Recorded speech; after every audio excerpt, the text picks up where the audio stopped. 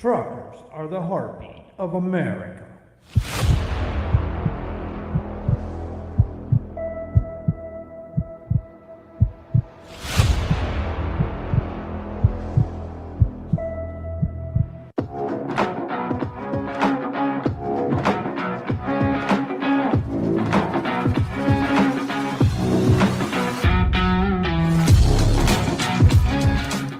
Now, it's time for those three crazy truckers to deliver you an hour of news, interviews, and entertainment for your listening pleasure. It's the Independent Truckers, right here at the Truckers Independent Broadcasting Network, with your host, Princess Allie, Mr. Rock and Roll Sean Mitchell, and John Grosvenor.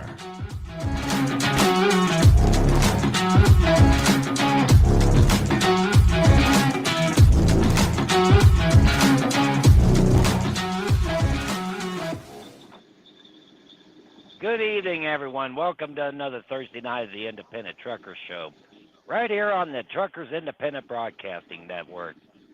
John, before we get going here, I got a couple things to bring out. TQL is not out of the woods yet. It seems that they're having a little bit of problem with the FMCSA and their broker transparency. Does it have to do with Cheetah Express? It does. So you can read the full info through FreightWaves on our group page. Quick reminder, the state of California is saying you're bad desperados if you go past the scale house while they're open. And now they're coming after you.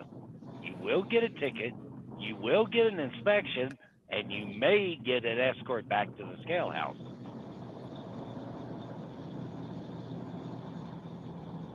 They reimbursing your fuel for that? I feel like they should. Something's going on, John. What's going on here? Everybody seems like they're doing fine.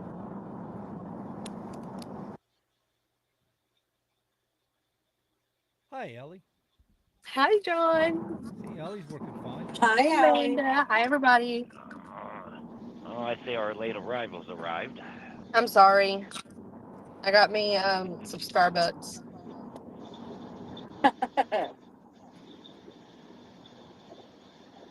You hear that, Taller? Starbucks is more important than you. I'm sorry, and I have my friend in the car because I had to take her over here to get her nose pierced. I told her I'm staying in the car because if I go inside there, I'm gonna get something done, and I don't need to spend the money. Travis will probably kill me.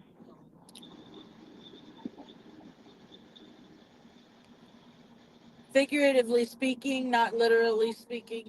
Oh no, that's his truck money. It might be literally.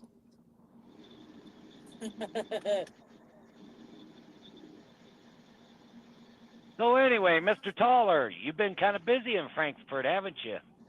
Oh, yeah. Yeah, absolutely. Absolutely. Well, why don't you tell us what's been going on in Frankfurt? Surprisingly enough, a lot of good stuff, but not enough good stuff.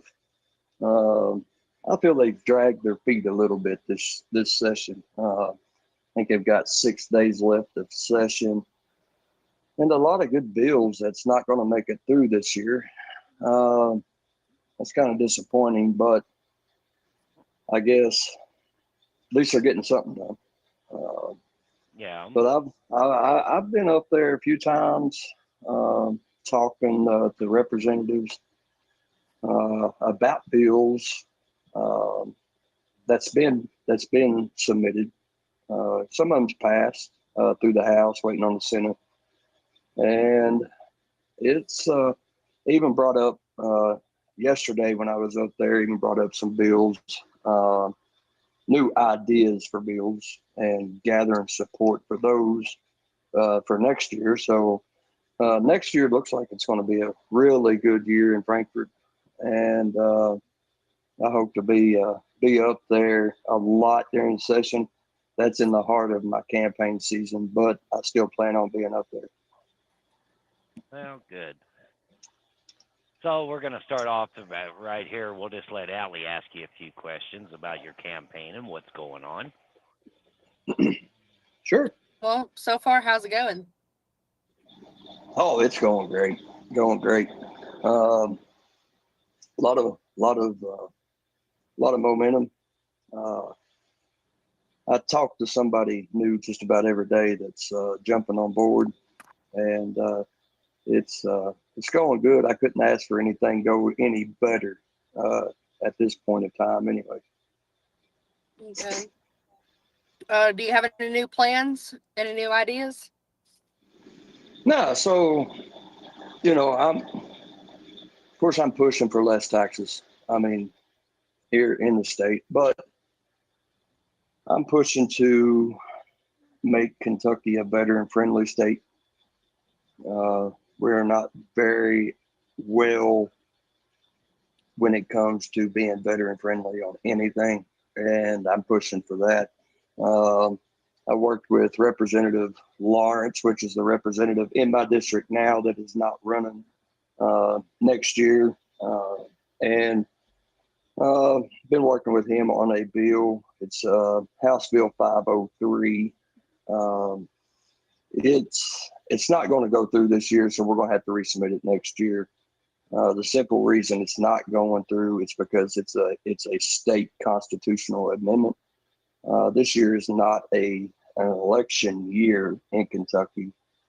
This is the 1 year that we don't have any elections at all. So they're not going to do that, because if they pass a constitutional amendment, then it has to be on the ballot, and special elections are very, very costly. So they're not going to do anything with it this year. So we're going to have to resubmit it next year, which exempts all veterans as long as you've been honorably discharged from the military. It's going to exempt them from paying property tax. So we're working on that. Hopefully, next year we'll get it through there. Okay. Do you have any new updates from that lady you were talking about last time? So not yet. I haven't been able to schedule a time to get over to Cynthiana to do a live video with her. But she's gained headway as far as locally goes. I was in Frankfurt yesterday. There wasn't really any talk about it, but that's, like I said, they're in their last 5 to 6 days of session here, so they're pretty busy on the bills that they have in front of them, and things like that. But it's she's gaining headway, news, media, things like that. So I have a feeling that it's going to get somewhere. Okay, good deal. That's all I got for you. Amanda? All righty.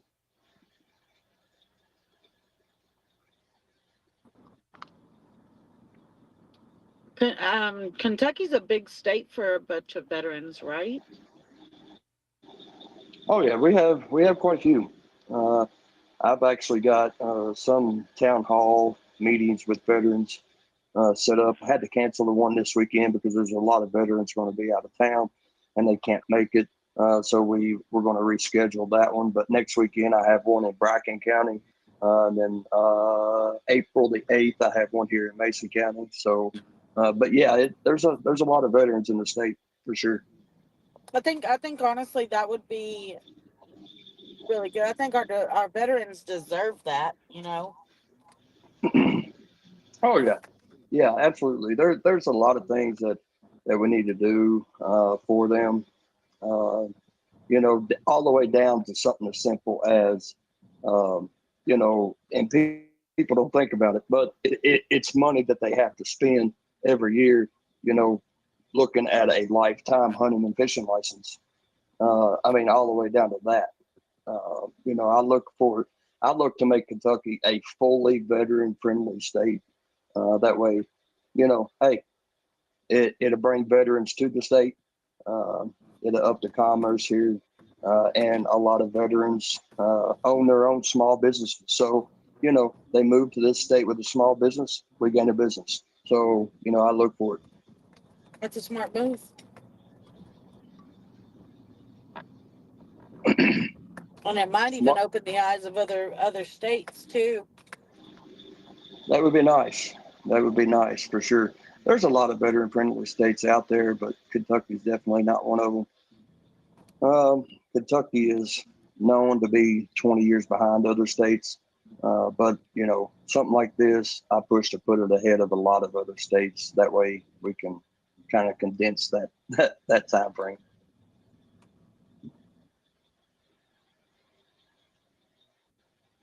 Well, let's stick with veterans for a minute here, Greg. So, do you think by attracting the veterans into a state like Kentucky, do you think maybe there'll be a lower interest rate on buying homes, especially for first-time buyers? Well, you know, and that's something that we can't handle at a state level, right? That all comes federally and how interest rates go. But it will definitely make for instance, their payments cheaper monthly, because if we can get House Bill 503 passed here in Kentucky and it goes on to be voted on the ballot next year, it will definitely take away some payment money there, you know, so they can stick it in their pockets, just for the simple fact they wouldn't have to pay property tax. So it's something going in the right direction as far as that goes. So interest rates, they're going down already.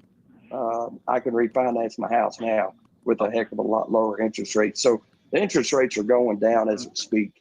So, you know, hopefully with interest rates going down plus taking off property tax for them, you know, it could save them a lot more money. Well, and one other thing I'd like to bring up is from January 20th till now, how have you seen the economy progressing in Kentucky?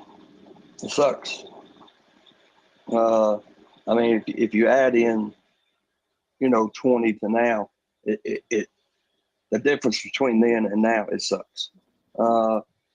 And it's basically, I mean, we've got a Democratic governor that, you know, through every single mandate there was out during COVID, he even ticketed people for going to church.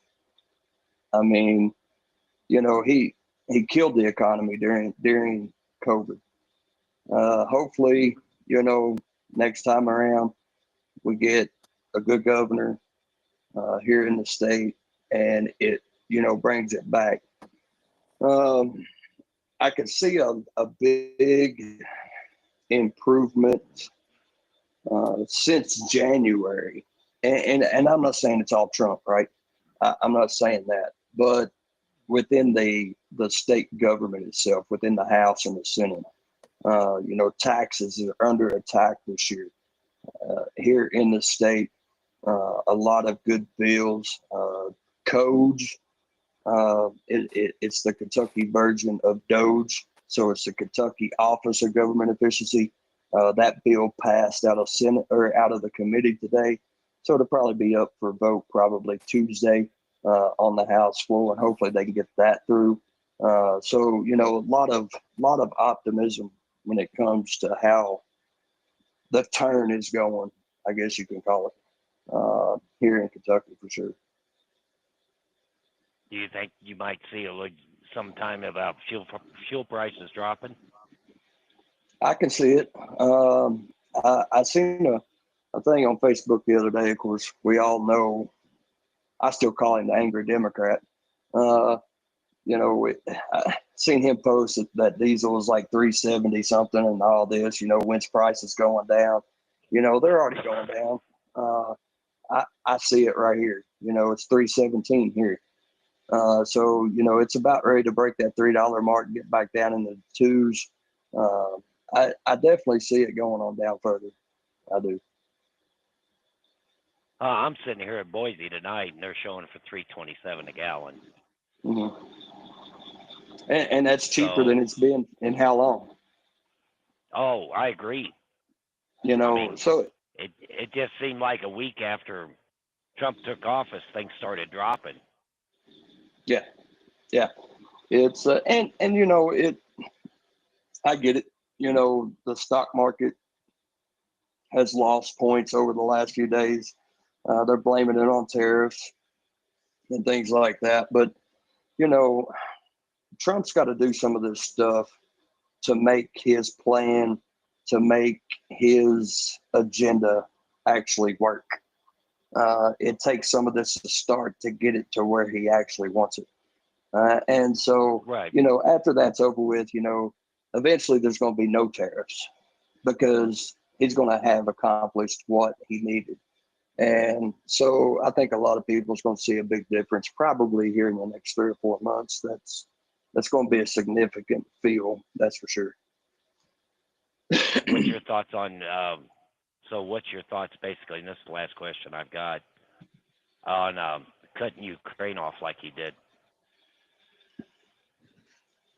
You know, I look, I'm for what he done.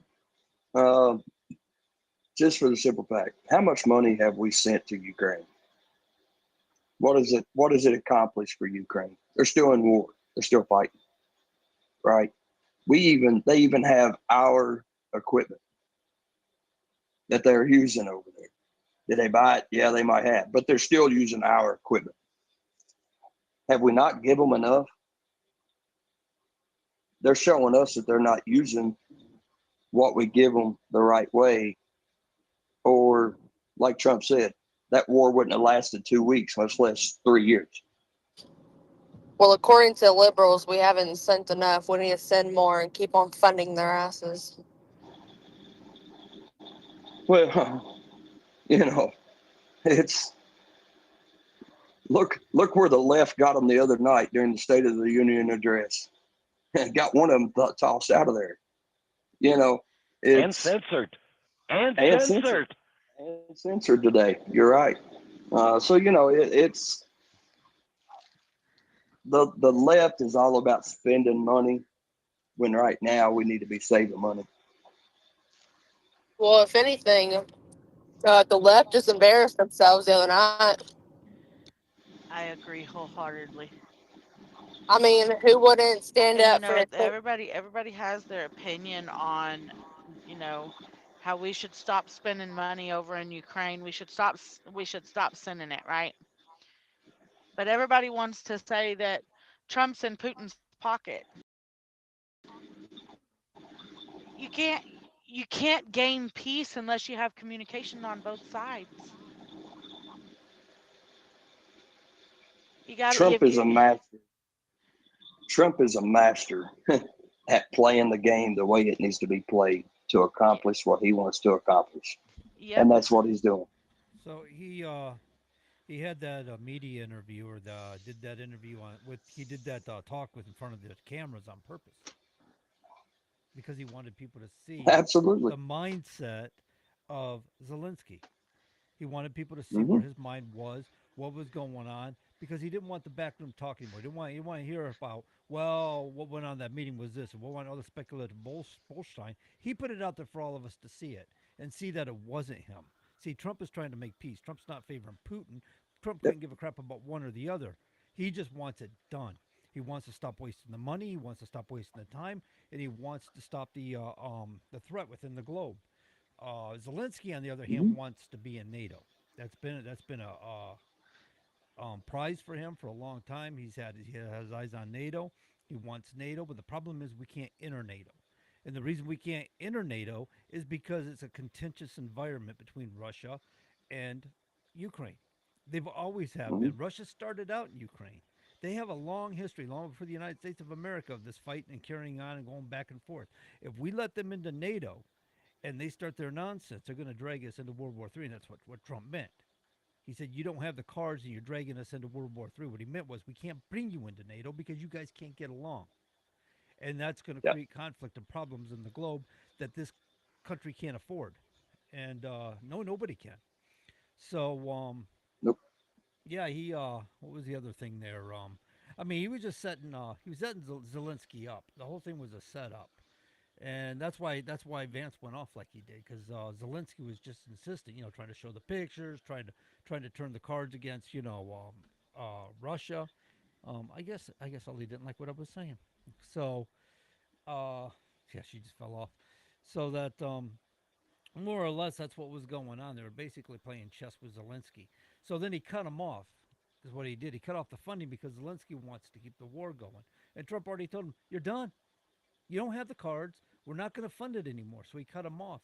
This brought Zelensky back to the talks because he Hmm. can't just wander off anymore. He's got nowhere to go because he's got no funding. So Trump knows what he's doing. He cut him off because now it brings him back to the talks for peace. He's got no choice. Hmm. Well, you know, Well, and the thing is, in the past, Zelensky always came over here. Joe gave him a nice big fat check, and he went home. He didn't get that big check this last time. No. no. Well, you If know, anything, he got a smack on. If anything, he got a smack in the ass and was told to get out. Yep. mhm, yep. Yeah, he's not I used to mean, that.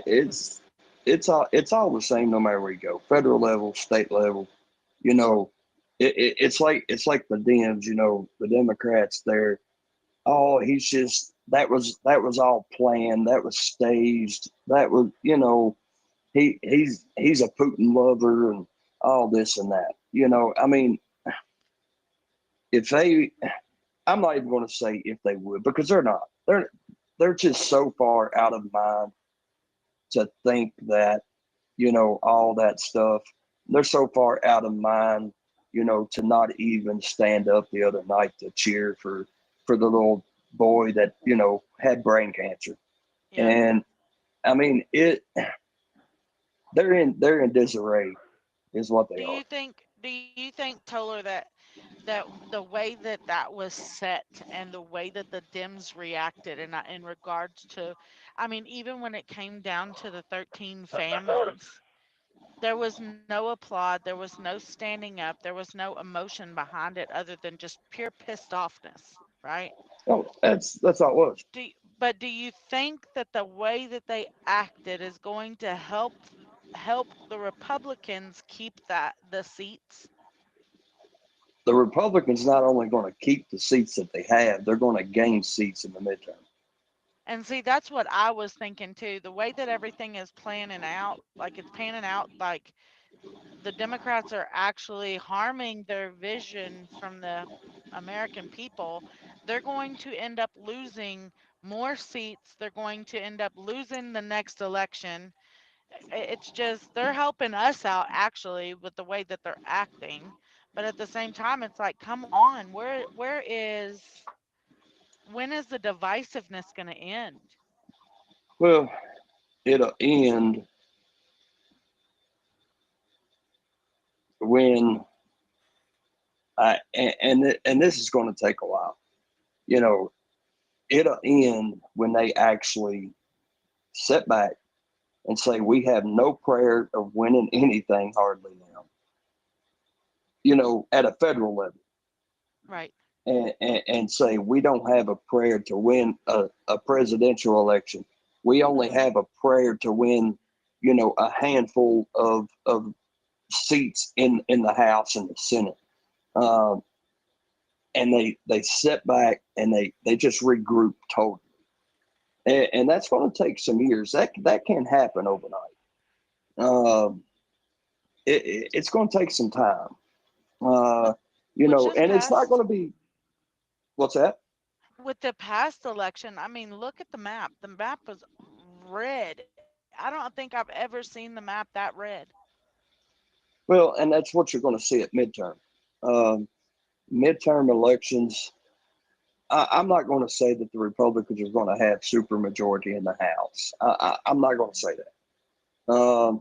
But they're going to have more control than what they have now. The Senate will be the same way.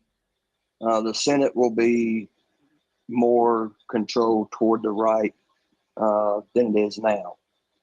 And, it's, and you're going to see that not only at a federal level, but you're going to see it run even at the state level. Here in Kentucky, we have supermajority Republicans in the House and the Senate, which it don't. That's not as big of a deal in Kentucky as it would be other states, because in Kentucky it only takes a simple majority vote to override a veto. So it, you know, but however, I think it's 21. I think it's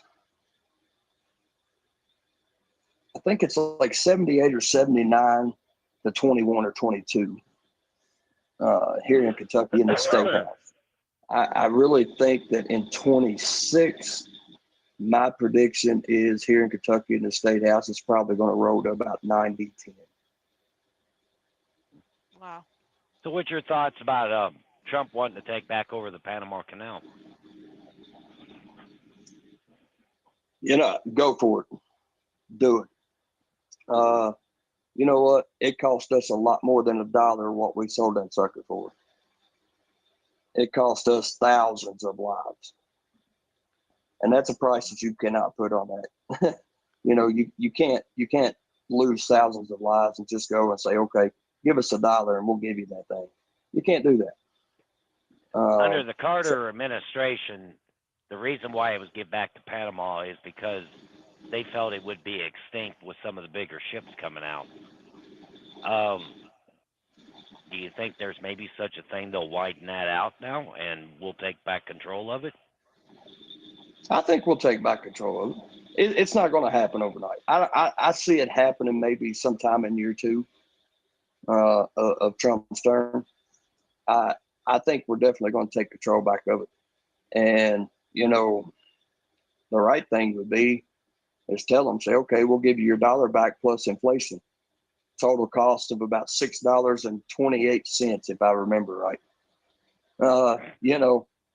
Pay them $6.28 and say it's ours. But obviously that's not going to happen. It's the way it should work, but it's not going to happen. Right. It's going to cost a lot more. But I really think probably sometime in year 2 of Trump's term, you'll probably see the U.S. control the Panama Canal again. What do you think about That's Greenland? all I had, John. That's all you have.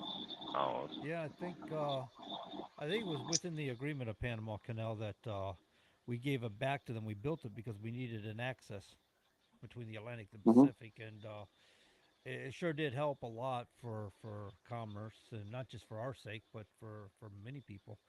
And but it was in the agreement to give it back to Panama. But if I'm not mistaken, it's also in the agreement for certain circumstances, insinuating circumstances like this, where they got Chinese people operating the Panama Canal. Basically, the Chinese are taking over something we built. Circumstances like this, we can regain control of it, put things back Yeah. in order, and that's basically, James, is what Trump is doing. A lot of people. I'm kind of like getting a little bitter now with all the griping and the whining and pussification of all these people. Oh, Trump this and Trump that. I am so sick and tired of it. All these liberal tears. I mean, I can tolerate it. It can be joy to my ears, right? Just listen to him after 4 years of putting up with the nonsense and the degradation that the previous administration has brought on. But it's just nonsensical to hear all this, because Trump is restoring order, not just to the United States of America, but back to the globe. He's putting things back in order. He's actually Mhm. taking countries like Canada is becoming less dependent on the United States. Now that Canada Yep. realizes that 90% of their industry is going to the United States, they're relying on us Mm-hmm. to survive. Plus, we give them like $500 billion a year subsidies. Mm-hmm. Um, so they had an eye opener. They had an awakening. Maybe we should put all of our eggs in one basket. Maybe it's time that we expand into the globe now and find other clientele to do business with, other nations. Yep. They realized what we realized with China when we have China building all of our products, and then when we needed chips for cars and stuff, they weren't available because we had issues going on with China at the time. So And now they're coming over here with the chips. yeah, now they're Yep. manufacturing chips here.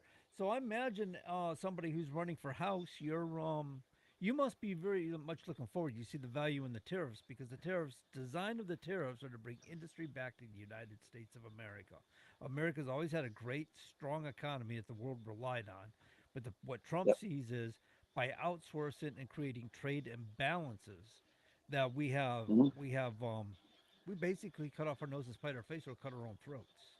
And in Right. order to bring order back, we got to raise the tariffs. It's a form of protection to get industry back in the United States. What do you foresee Kentucky? Do you see is there an analysis or an idea what you see for Kentucky as far as growth goes? Well, see, that's the thing. Uh, I I am running on the economical growth uh, in my district as well as all over Kentucky. Um, but as for the district that I'm running in, right outside of this district in Georgetown, Kentucky, is the world's largest automobile manufacturing plant. They Honda. have, they had no Toyota.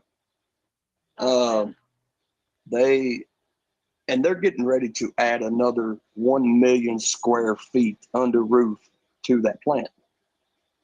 So they have in South Carolina, in North Carolina, stuff comes from California. They have these places that build all these parts within this state or within this country. Why can we not bring that to Kentucky to lessen the financial burden, with the parts being 50 miles down the road as compared to plumb across the country? You know, that's a lot of cost shipping across the country compared to shipping 50 miles. So It's why true. can't we Yeah. bring those in to the state and have it all right here in the state? So you want to see more of a And centralized in Kentucky for auto manufacturing, where different counties and stuff will make different parts for that particular production. So that way it will cut the absolutely, cost of productivity, which benefits the manufacturer, but it also benefits the customer. absolutely, absolutely. So we need to start talks with these places. I tell people out here when I'm talking to them, from here in Maysville, I'm not saying there's not great jobs here in Maysville, but there's not a lot. Um, so if you have to travel an hour and 15 minutes to work to get to a good paying job, we have an issue. And that issue needs to Yeah, be fixed. yeah, that's So a we good need way to to do go. what we can at a state level to bring better paying jobs closer to everybody. Because the money that you would save just in gas from driving an hour and 15, 20 minutes to work when you could drive 15 minutes down the road, you know, is astronomical. Well, if your So, car broke down and you needed an Uber, it sure would be a lot cheaper than taking an Uber 60 miles down the road. no, absolutely. And so, we need to work on that. Uh, I know what needs to be done here in my county to get stuff like that. And, I've already been working with the representative now. He's already started the talks on getting money from the state to help with situations like this of what we need to get the better paying jobs in. And I don't foresee it coming in next year. Next year's our budget year, but I don't see it making the budget. So it will be my job when I get to Frankfurt to continue those talks to make sure it happens because it definitely needs to be done. So what do you figure your average worker makes there in your district compared to what they should make? Well, what they should make is 20 plus an hour is what they should make. Because I know the industries that should come in here Hmm. just because of the Toyota plant, right? Uh, I would say probably average, man, I don't know. I would have to look at it. I would say it's probably somewhere between 12 and $14 an hour Yeah, would that's be my awfully guess. low. Yeah, even I mean, you're obviously I live in New Hampshire. The cost of living is going to be different in Kentucky, where I think Hmm. somebody'd have to make more, but than that, in order to make ends meet. We have small apartments going for 2 grand, $2,500 a month up here. It's ridiculous. Right, Of course, there's a demand right. up here for that, but and that makes a difference. But still, I mean, Right. mortgages and stuff. It is ridiculous. I don't. How is it in Kentucky for that? What do you figure somebody would have to pay for rent down there? So just pretty much depending on where you're at. Here where I'm at, uh, you're looking 2 bedrooms. You're probably looking anywhere from 750 to 925. Oh wow, Um, that's cheap for me. right, but For where I'm at, but that's cheap. right, Yeah, right. But if let's say you go up to Georgetown, Lexington, up in that area, you're looking at a 2 bedroom. Man, you're probably looking at 15, 16, 1700. yeah, Um, and even at, let's say at $20 an hour, that's still pretty darn pricey, yeah. Well, you figure you know, $20 an hour, 40 hours a week is only $800 minus taxes and other things. sure, So your take home's sure. not that good. So tell me you pay, you're taking home $650 a week, and your rent is 1,800. Well, Yep. darn dude, you have to work 3 weeks just to cover rent. You can't even pay for utilities and eat too. Right, So right. yeah, you definitely got to find a significant other and team up on those bills, and you're just eking a living. Yep, yep. That's it. That's it. I don't know what we'll have to do to actually get these, as far as getting getting the areas ready for the businesses. I don't know what we would have to do, like tax breaks or whatever, to get these businesses to come in. But we're gonna have to do something. There's just a lot of doors left open right now of things that could be coming in here, but we're really not pushing for. It's a chore. I watch it. Where towns and cities are trying to bring industry into their towns and cities, and the hoops they got to jump through to make it attractive to, like you said, the tax breaks, and then they got to start. Sometimes they have to promise stupid things like, "Well, we'll put in the street lights." That could be $1 million Hmm. project. You know, but they'll cover certain costs, and like town I live in, we got what the hell's that store? That female store there, Target. Hmm. We got a warehouse coming in here, and was going to be Amazon. Now it's Target, and they got to reroute roads and redo things, and it's going to cost the town a lot of money to have them come in here. And I'm kind of Hmm. hoping maybe we'll make up the difference on the taxes, but as you just described, to get them to come in here, bring their jobs and the work and stuff, you got to give them breaks to make it at least a 5 year break, for taxes and stuff like that. Yeah, absolutely, absolutely. So there's a lot there uh, that can be done, that needs to be done. You got some areas that they don't have to worry about it. As far as bringing in better paying jobs or anything like that, because they're getting paid $20, $30 an hour, $35 an hour, or whatever. But you come down to Mason County, Bracken County here along the Double A highway. Bracken County really don't. They've got copay. I don't know what they pay. I'm going to guess probably 15 to 17. I don't know. I haven't talked to people that work at copay down here in Bracken County for a while, but they don't pay what they should be getting paid, and that's about the only thing that Bracken County has. So we need to bring more business into there, and again, we're all within, I don't know, 50 or 60 miles of the Toyota plant. Every county in my district should have something to do with Toyota in it. Yeah, absolutely.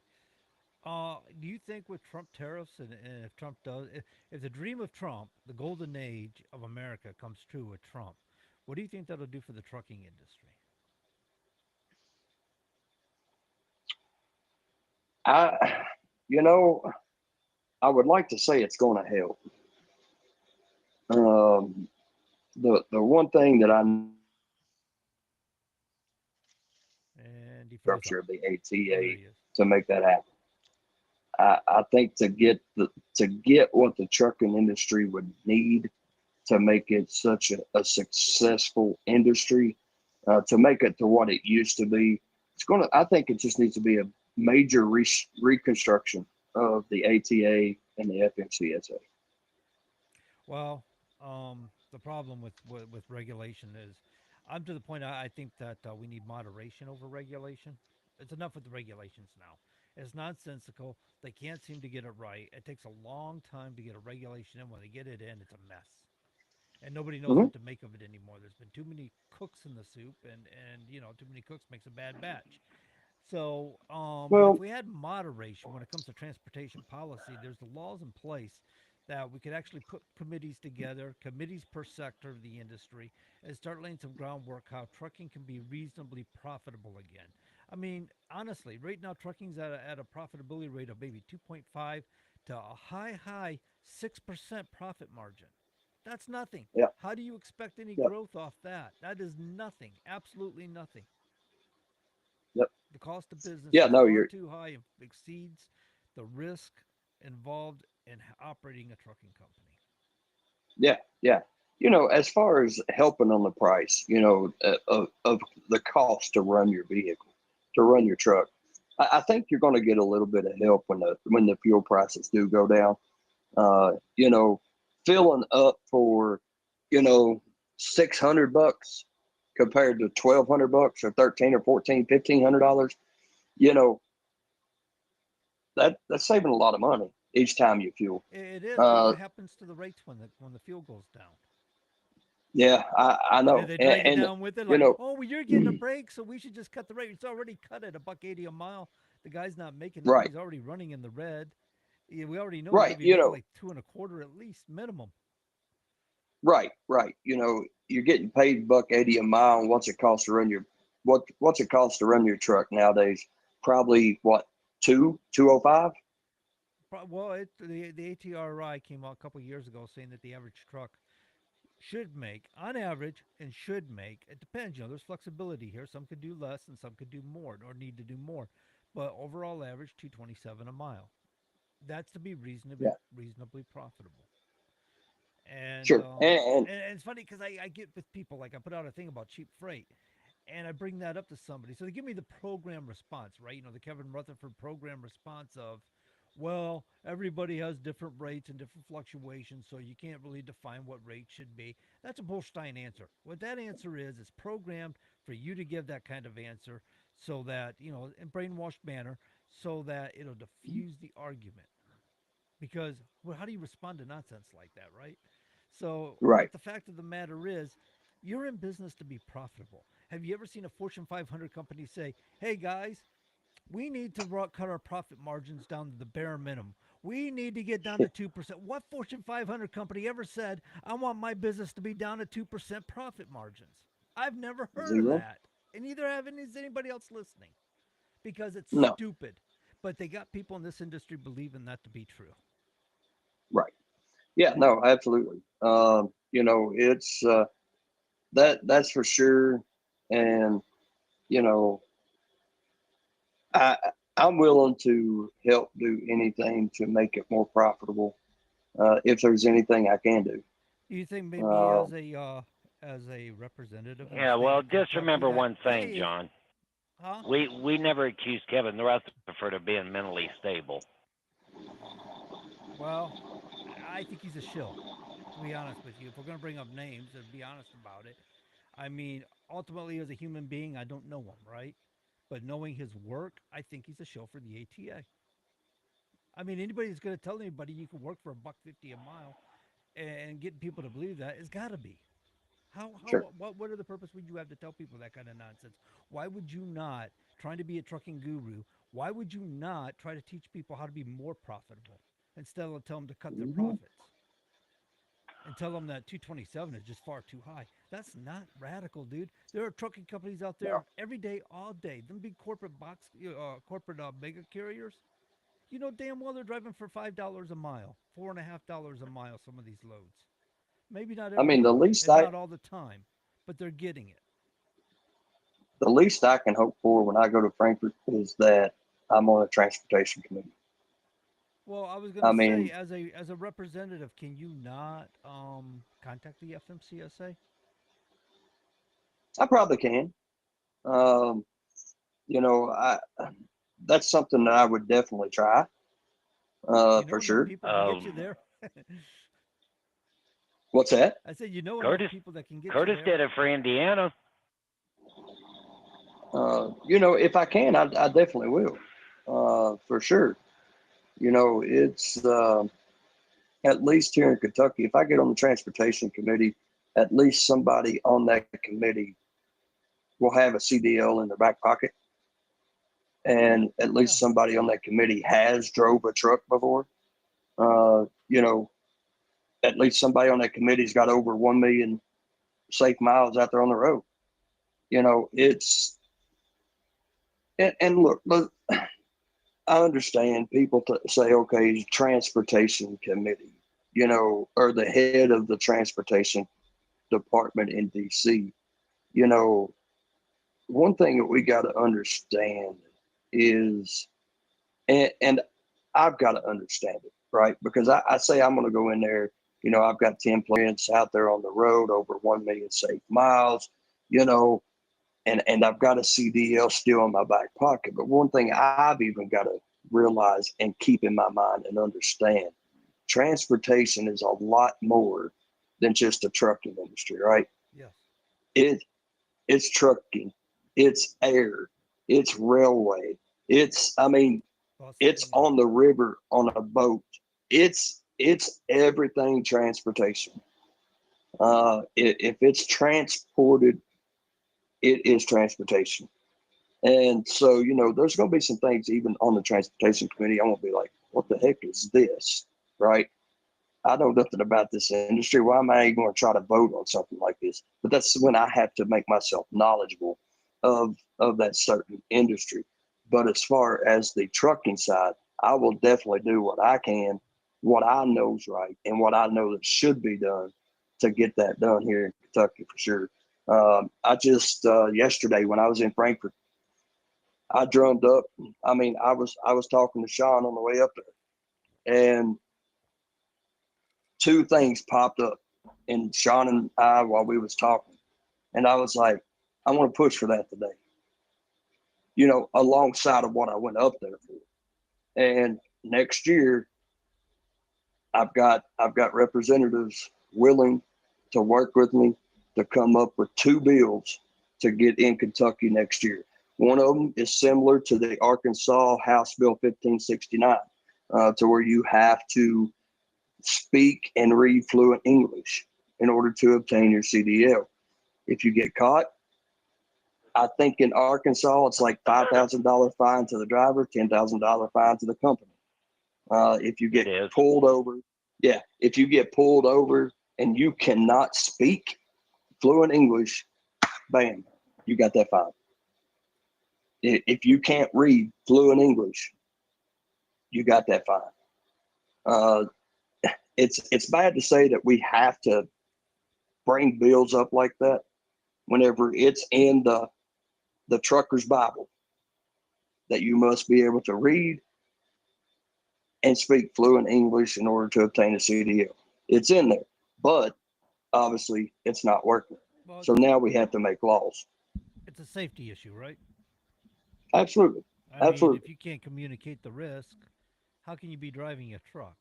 If you go to a Yeah. quarry, if you go to a plant and they need you to read the rules and read for your safety and for the safety of those around you, you need to know what's hmm going on in that plant. And if you can't do that, you're going in there, you're putting their employees at risk and Yeah. yourself. Absolutely. Absolutely. And the other bill, it'll probably surprise you too and say, why does that even have to be brought up? But there is another bill that we're going to hopefully submit next year. And to ban any truck to come through Kentucky that does not have mirrors. Oh Trucks, man, you want to get rid trucking of that companies, electronic mirror crap that they want to put inside those trucks? you're daggone right. Them things will fail. There are Yes. cameras. Yeah. If you get a little cut in the wire, rain gets in it. Them cameras are going to go out. If you don't have a mirror, whoo, if that's not the Exactly. You're biggest driving public blind. safety, what's that? You're driving blind. So how do you feel about if they have the external mirrors, but they're using the camera mirrors on the interior? You feel like that's okay to have the two sets of mirrors, or Can you have enough mirrors? I don't think so. I mean, the more the I merrier. mean, That right. that particular video that James is talking about was sent to me, and we'll leave that anonymous. But the whole bottom line of it is that what I think's getting on is there's too much technology being shoved down the trucking industry today as it is. We got the ELDs forced on us. We got analog braking systems forced on us. Now they're turning right around. They're trying to put sensors on, so the damn thing goes off while you go around a corner because you didn't hit that corner just right. I mean, Hmm. when does it end, John? Really, when does it end? Hey, I've had it happen. I've driven trucks with them automatic braking systems, and I've told this before. I was in Maine, and there's a certain corner. I knew the thing well because I've hit this corner so many times, and I knew I was setting up for it. I knew my weight. I knew everything I was doing, and I was going to hit it in a certain way for the speed I was going. Perfect. But you know that damn thing went off and about damn near stopped me in traffic. I'm like, what's going on here? And jakes and brakes and everything. I'm going, what the? It scared the crap out of me, man. And I thought to I mean, myself, if there was ice on the road, that would have been a danger. if they want the camera mirrors, that's all fine. That's on them, right? Uh huh. But the truck must have mirrors for backup. Yeah. I You would I had never an standard mirrors, I had backup use. an mirrors and incident. stuff. It must have, and that way, in the event the camera mirrors fell, then you've got your standard mirrors. You got something. It'd be nice to have. Absolutely. I wouldn't mind having a camera right on the back of the trailer where you can see everything behind you. You know, I wouldn't mind I Yeah. having that. I agree. wouldn't mind having a little monitor on the dash where I got that, like they have in cars. That wouldn't hurt my feelings at Mhm. all. And you could probably buy them at Amazon or something for $30. They got those little stick-on cameras, those tiny little things you connect with your cell Mhm. phone. I mean, now that I'm thinking about it, maybe I'm going to go get some. That'd be kind of fun. Well, But I I mean, mean, I look. had an instance on whenever I was driving, I was going to my destination and a car was exiting off of the freeway and the only thing that the sensors caught was the brake lights. That car was already on the exit ramp. It wasn't anywhere near me. But as it was raining, the truck brake checked me. It did it on its own. That Yeah. was the most dangerous, stupid. I mean, that can take it's a split second that it can take not only my life, but it can take somebody else's life. And that is so unsafe. I don't care. They think these sensors are safe and smart, and they're not. Well, the thing about it is the truck only needs one driver. You're it. Yep. When the computer Yep. starts taking over, now you got two drivers. We got problems. We have a conflict. Well, a truck driver, and I tell people this all the time. A truck driver don't drive a truck by looking forward. A truck driver spends most of his drive driving the truck by looking in his mirrors. What is it like every 8 seconds you're supposed to be scanning your mirrors? Yeah. Yep. That's not just one mirror, that's every mirror on your truck, right? So, how many seconds does it take you to scan every mirror on your truck? Couple seconds. And then you look at the road for 8 seconds. Then you go back and look at your mirrors. You know, why do you want to even take your eyes off the road and look down at your dash Well, and the and mirrors, see what's around you?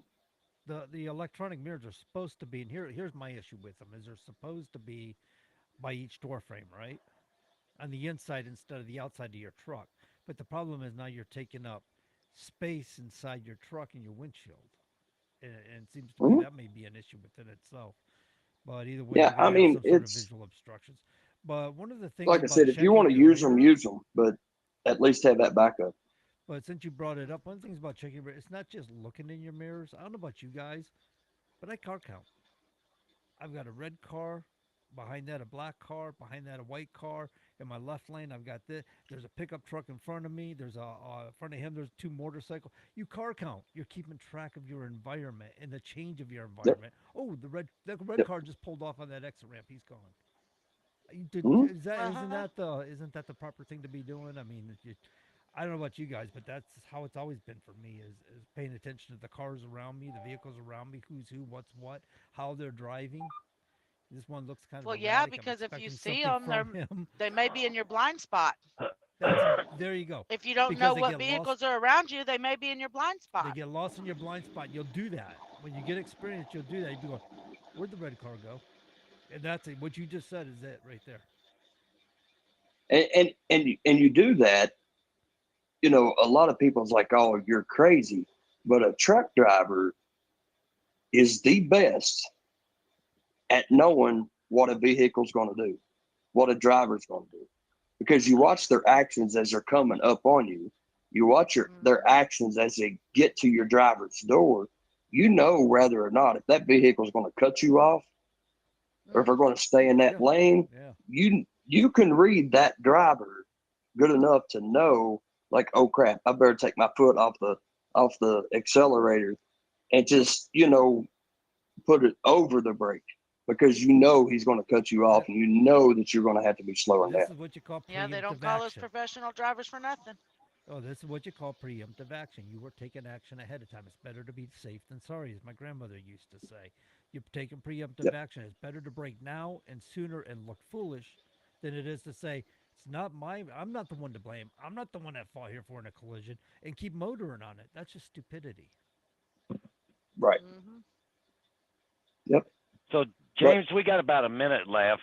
Dang, Is already. there anything? Yeah, we got there, Greg. So, is there anything else you wanna put out your website or anything? So campaign team's working on the website, but you can go to Facebook, Toller for KY70. You can go over there. Everything's on there. And other than that, just Facebook right now. But I tell you, uh, I didn't think, I didn't think I was hitting it as hard as I have been hitting it. But everybody I see now is like, man, you're really killing it, man. You're out there working, you're doing, and it's like, well, yeah, I am, I guess, but it don't seem like I'm hitting it that hard. To me, it seems like I'm not hitting it hard enough. But I guess I am, and it's paying off, and things like that. So right now it's Facebook, like I said, Toller for KY70.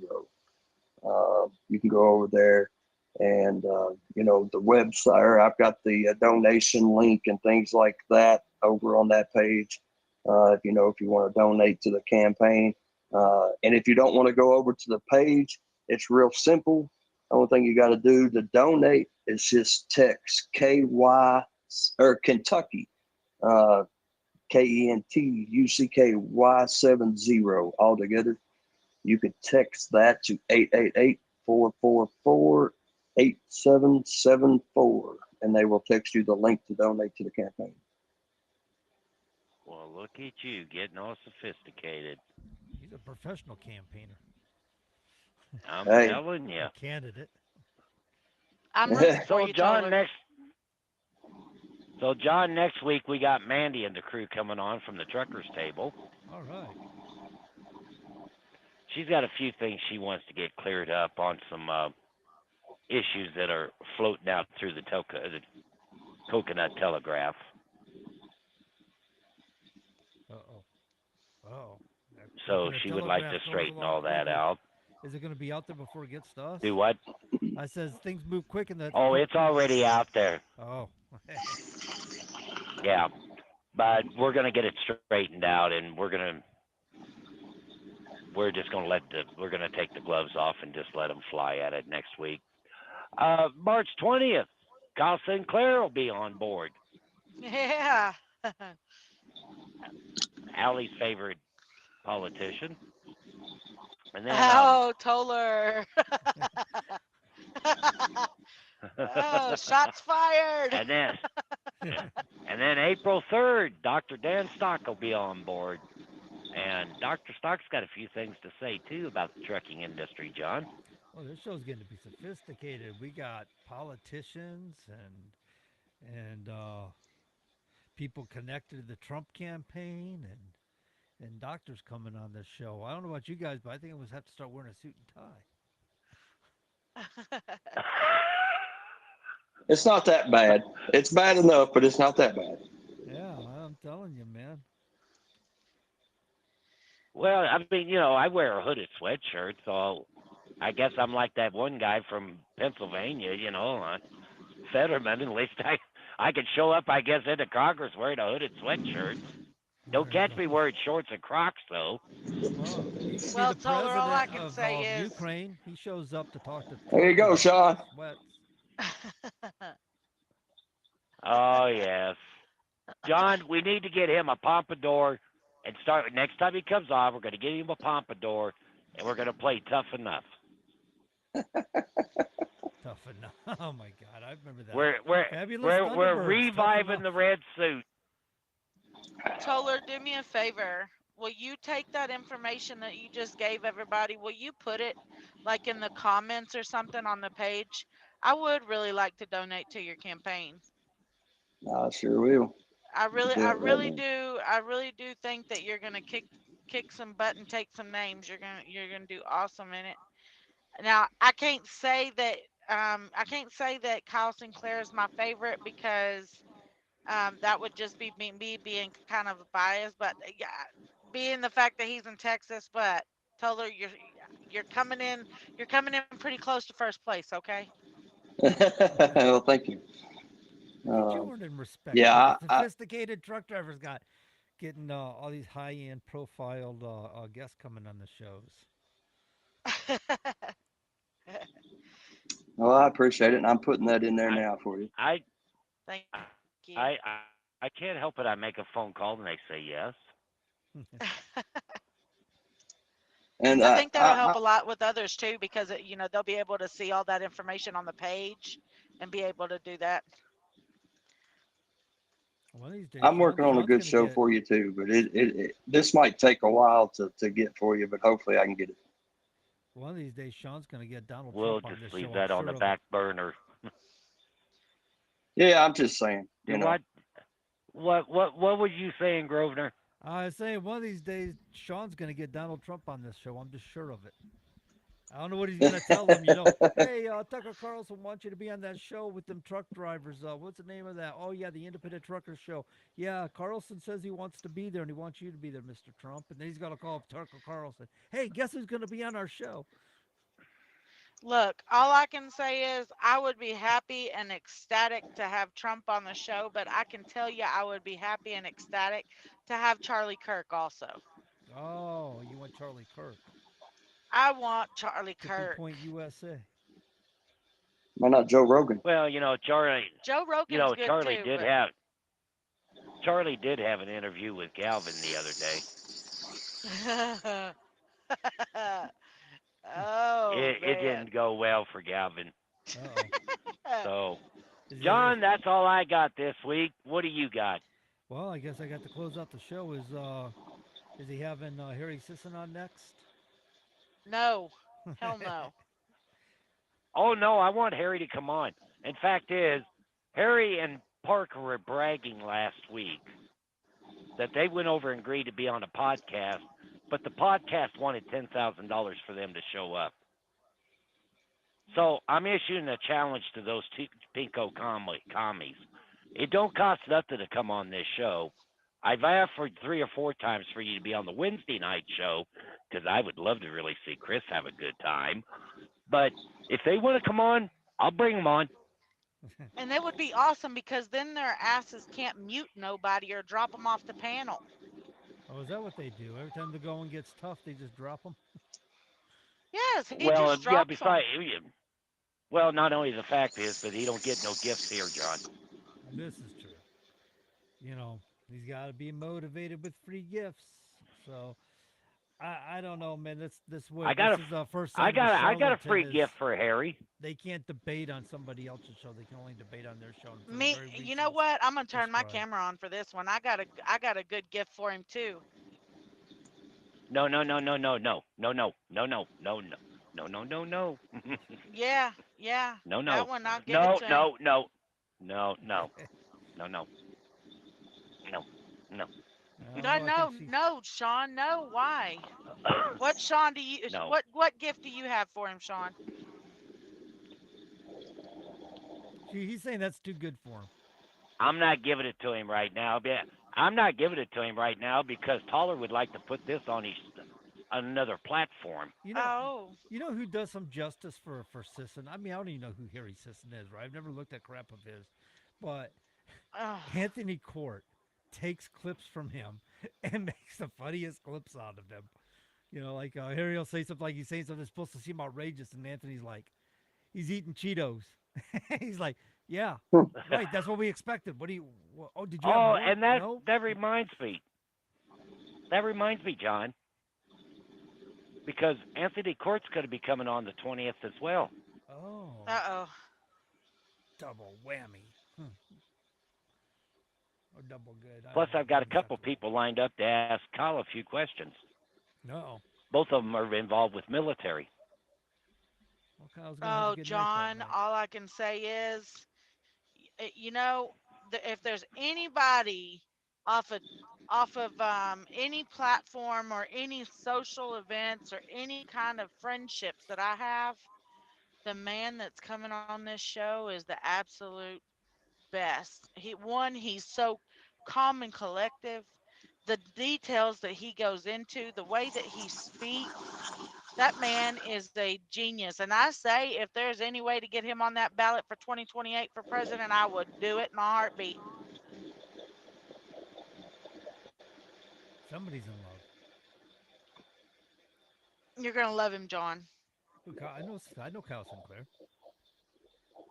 Been on No, his I mean the other one, the couple that's coming on to question him. Oh. Anthony? Nope. No, I've got two unknowns coming in next on that. Okay. Um, We got I know surprises them both coming up, very ladies and well, gentlemen. and I think when I bring Travis on, you're going to be very surprised about how Oh. educated this man is for a very young man. Yeah. He is very educated. He was a former NCO in the Army. Awesome. Very educated man. Awesome. I think you're going to be very impressed. Sean, I got- love you, but he's one of my favorite people. I have to say he's my favorite person. So we got surprises coming up in the future. So people got to stay tuned with us, stay along with us, come along for the ride. Evidently, there's going to be little surprises coming up, and you don't want to miss out on those. And we'll leave that right there. All right, ladies and gentlemen, that's our bit for tonight. So we hope you got something out of it. Hope you enjoyed some of this interesting conversation that we've had here with James this evening. I think that was pretty good, in-depth stuff he was giving us, and we had a little bit of trucker talk involved in it on the Trucker Show. Imagine that. So keep the greasy side down, the shiny side up, in between the lines. Safe travels wherever it is you may be going, and as always, be good. If you can't be good, well, be good at it, and we are gone.